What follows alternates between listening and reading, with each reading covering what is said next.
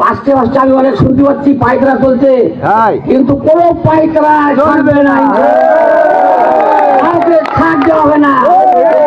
কারণ আমরা হইবাগো বলি বাড়ি গরম করে কাটবো না আমরা, আমাদের খোলায় ছয় বাজি দেওয়ার চেয়ারম্যান সমিতি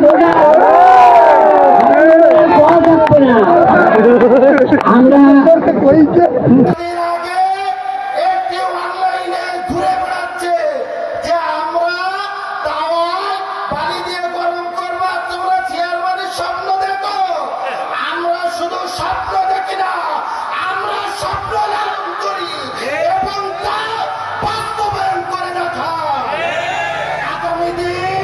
সিদ্ধান্ত গ্রহণ করতে হবে।